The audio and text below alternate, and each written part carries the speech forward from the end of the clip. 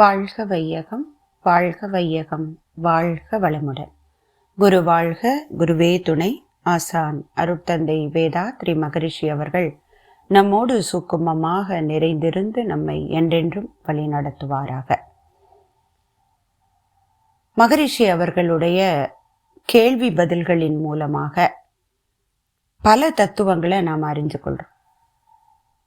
நாம் கேட்கக்கூடிய கேள்விகளுக்கு, நம் மனதில் எழக்கூடிய சந்தேகங்களுக்கு எளிமையாக தத்துவங்கள் சார்ந்த பதில்களை மகரிஷி நமக்கு கொடுத்திருக்காங்க.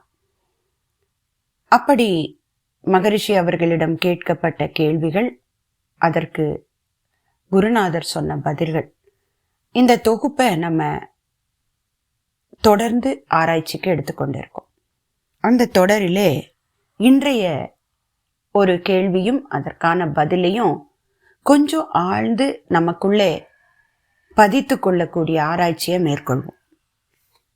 கேள்வி என்ன அப்படின்னு பார்த்தா, சுவாமிஜி அவர்களே, ஜீவத்தோற்றம் மனத்தோற்றம் என்பதை விளக்குங்க அப்படின்னு சொல்றாங்க. இதற்கான பதில் மகரிஷி ரொம்ப அழகா கொடுக்கறாங்க. பிரம்மஞான தத்துவத்தை எளிமையாக போதித்த பெருமை மகரிஷி அவர்களை சாரும், இல்லையா? நாம் வந்த கதை அப்படின்னு சொல்லலாம். நாம் வந்த கதையை தெளிவா எளிமையா மகரிஷி ஒவ்வொரு மனிதனுக்கும் விளக்குறாங்க. இப்ப நம்ம கிட்ட கேட்டா நம்ம என்ன சொல்லுவோம்? நம்ம அப்பா அம்மாவோ தாத்தா பாட்டி இன்னும் ஒரு 4 தலைமுறைக்கு மேல முட்டி மோதி நின்றுடும். அப்போ மகரிஷி அவர்களுடைய மெய் விளக்கம், எல்லாருக்குமான அந்த மூலப்பொருள்ல இருந்து நாம எப்படி வந்தோம், அப்ப அதற்கு ஒவ்வொரு படிநிலையாக விளக்குறாங்க மகரிஷி. இப்போ இது விஞ்ஞான ரீதியாகவும் பேசப்பட்டது, இல்லையா? இப்போ நியூட்டனும் ஐன்ஸ்டீனும் சொன்ன கருத்துக்களோடு சேர்த்து மகரிஷி விஞ்ஞான ரீதியாகவும் இந்த உலகம் தோன்றிய விதத்தை விளக்குறாங்க. அவர்கள் 2ஆக ஒருத்தர் பார்த்தாங்க, அடுத்து இன்னொருத்தர் அதை ஒன்றாக்கினார். ஆனா மகரிஷி அதை 4 விஷயங்களாக பிரித்தார்கள். ஒரு பந்தை தூக்கி மேலே போடுறோம், அது மேலே இருந்து போனாலே கண்டிப்பாக கீழே விழும். அதற்கு காரணம் பூமியினுடைய ஈர்ப்பு விசை அப்படின்னு விஞ்ஞானம் சொல்லுச்சு. ஆனா மகரிஷி இன்னொரு விஷயம் சேர்ந்து சொல்றாங்க, அந்த இறைநிலையினுடைய சூழ்ந்த அழுத்தக்கூடிய ஆற்றலும் காரணம். ஒரு பொருள் இன்னொரு பொருளின் மீது ஏற்படுத்தக்கூடிய தாக்கம், ஒரு பொருள் வெளி, அந்த சுத்த வெளி மீது ஏற்படுத்தக்கூடிய தாக்கம், இதை பார்த்தாங்க. ஆனா மகரிஷி அந்த வெளியான சுத்த வெளி பொருள் மீது ஏற்படுத்தக்கூடிய தாக்கத்தையும் பேசினாங்க. அந்த சுத்த வெளி தனக்குத்தானே ஏற்படுத்தக்கூடிய தாக்கம், அதுதான் சுத்த வெளியே இயங்கியது, எல்லாம் உருவானது. இறைவெளியே தன் இருக்க சூழ்ந்தழுத்தும் ஆற்றல். அப்போ தோற்றங்கள் எல்லாம் எப்படி வந்ததுங்கிறான விளக்கத்தை மகரிஷி ரொம்ப அழகா கொடுக்கறாங்க, இல்லையா? இதன் திணிவு மடிப்பு விழ சுழலும் நுண் விண்ணாம், அது நொறுங்கியது, ஒரு துகளாக உருவானது. அன்றுதான் இந்த உலகத்துக்கான தோற்றம் தொடங்கியது. அப்ப இந்த தோற்றம் எடுத்த உடனே ஜீவ தோற்றமாக வரல. அது அந்த விண்களினுடைய கூட்டமைப்புக்கு ஏற்ப 5 பௌதீக பிரிவுகளாக மாற்றம் பெற்றது. விண், காற்று, நெருப்பு, நீர், நிலம் அப்படின்னு சொல்றோம். கெட்டிப்பொருள், நீர், காற்று, அழுத்த காற்று அல்லது வெப்பம், அந்த 5வது வீதமான விண், இந்த 5 பௌதீக பிரிவுகளாக மாற்றம் பெற்றது. அந்த கதை நமக்கு தெரியும், இல்லையா? அந்த முதலாக தோன்றிய அந்த பரம அணு இறை துகள் சுற்றிலும் இறைவெளியால் அழுத்தப்பட்டது. அது தொடர்ந்து சுழல தொடங்கியது. அந்த சுழற்சியில அடுத்தது 2 விண்கள் ஒன்றுக்கொன்று பக்கத்துல வந்தது. ஆனால் இணைவதும் இல்லை, விலகுவதும் இல்லை. அதற்கு இடையே உள்ள வேக வேறுபாட்டுக்கு ஏற்ப, அந்த வார்த்தை தான் மகரிஷியினுடைய மிகப்பெரிய ஒரு வரம், நமக்கு கொடுத்த வரம். அந்த வேக வேறுபாடு, அதை பத்தின கிளாரிட்டி அழகா கொடுக்குறாங்க. அப்போ அந்த சேருகின்ற விண்களின் தொகுப்புக்கு ஏற்ப, அதனுடைய வேக வேறுபாட்டுக்கு ஏற்ப அது அடுத்தடுத்த நிலையை அடைகிறது.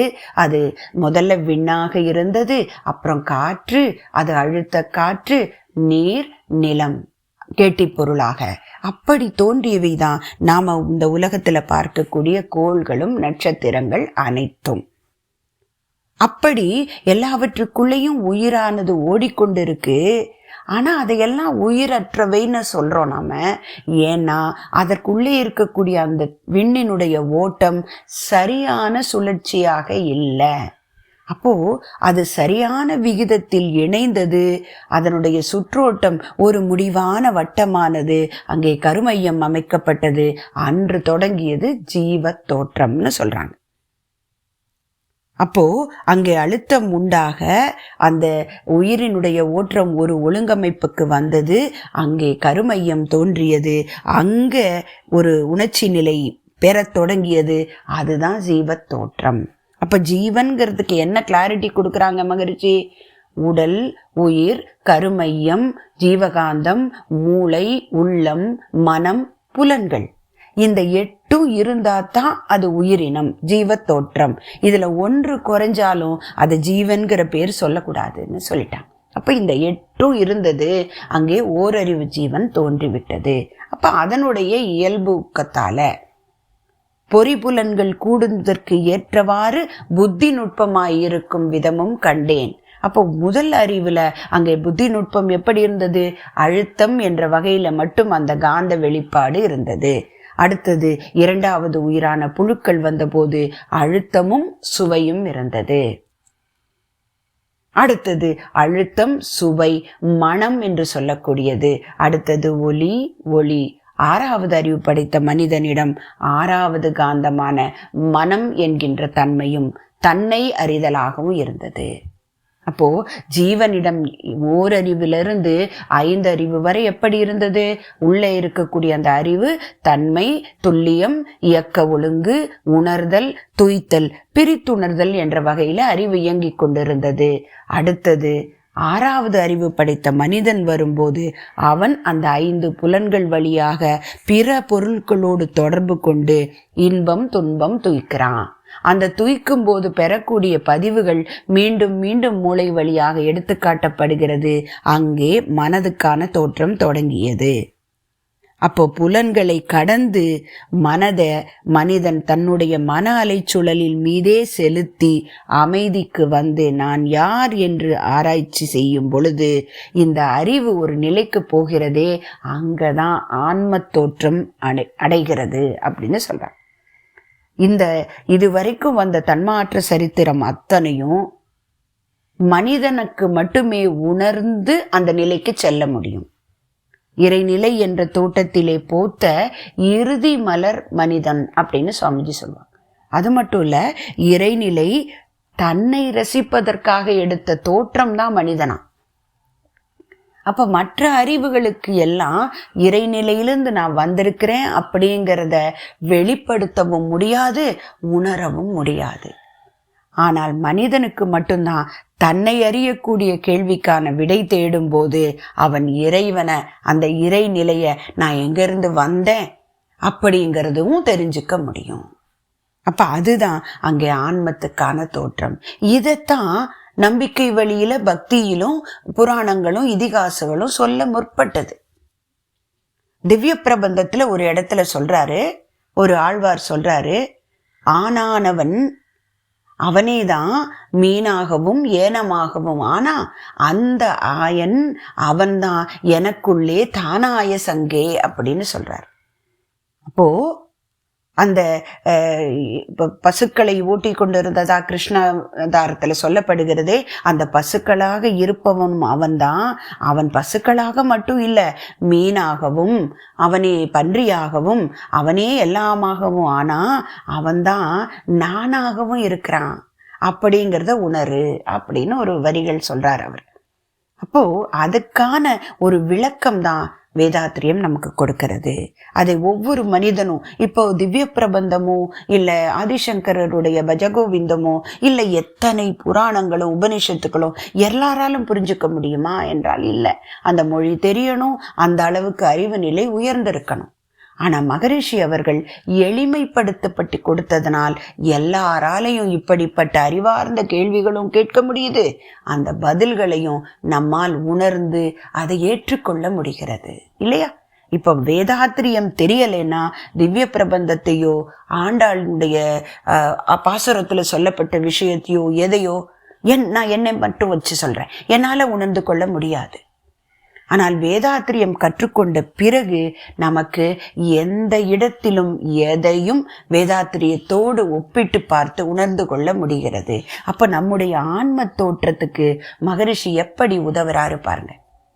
ஜீவ தோற்றத்தோடு பிறந்துட்டோம், அந்த மன தோற்றமும் இருக்கு. ஆனால் இந்த மனம் எப்போதும் அன்னமய மனோமய கோஷத்திலேயே இயங்கிட்டு இருக்கிற வரைக்கும் இந்த ஆன்ம தோற்றத்துக்கான முகாந்திரம் இல்லை, நடப்பதற்கான வழி இல்லை. அப்போ அங்கிருந்து அடுத்தது பிராணமய கோஷ, விஞ்ஞானமய கோஷ, ஆனந்தமய கோஷத்துக்கு மகரிஷி நம்மளை அழைத்து செல்றாங்க. அப்போ அந்த இடத்துக்கு போகும்போது தான் இந்த ஆன்மா அந்த பிறப்பிடத்தோடு இணைய முடிகிறது. இணைந்து இணைந்து பழகும்போது என்ன நடக்கும்னு சொல்றாங்க, இந்த தோற்றம் புனிதப்பட்டு விடும். கரைந்து போம் தன்முனைப்பு காணும் தெய்வம் அப்படின்னு ஒரு வரி சொல்லுவாங்க துரியாதீத பாடல்ல. அப்போ அந்த நிலைக்கு செல்வதற்கு அந்த ஆன்ம தோற்றத்தினுடைய நேரம், அந்த மனம் அந்த ஆன்ம தோற்ற நிலையிலேயே இருக்கணும்னா மகரிஷியினுடைய பயிற்சிகளை முறையாக செய்யும்போது நம்முடைய வாழ்க்கையில அதிக நேரத்தை அந்த ஆன்ம தோற்றம் உணர்ந்து அதாவது தன்முனைப்பை கரைத்து இறைநிலையை எல்லா இடத்திலும் உணர முடியும். அப்படி உணரும் போது வாழ்க்கை முழுமை பேராக அமையும். இந்த கேள்வி பதில் மூலமாக இன்னும் பல விஷயங்களை நாம் தெரிந்து கொண்டோம். நன்றி. வாழ்க வளமுடன். வாழ்க வளமுடன். ஸ்கை வேதாத்ரி அமுதம் சேனலை சப்ஸ்கிரைப் பண்ணாதவங்க சப்ஸ்கிரைப் பண்ணுங்க, பெல் பட்டனை டச் பண்ணுங்க. அப்போ தான் நாங்கள் போடுற எல்லா வீடியோஸும் உங்களுக்கு கிடைக்கும். நன்றி. வாழ்க வளமுடன்.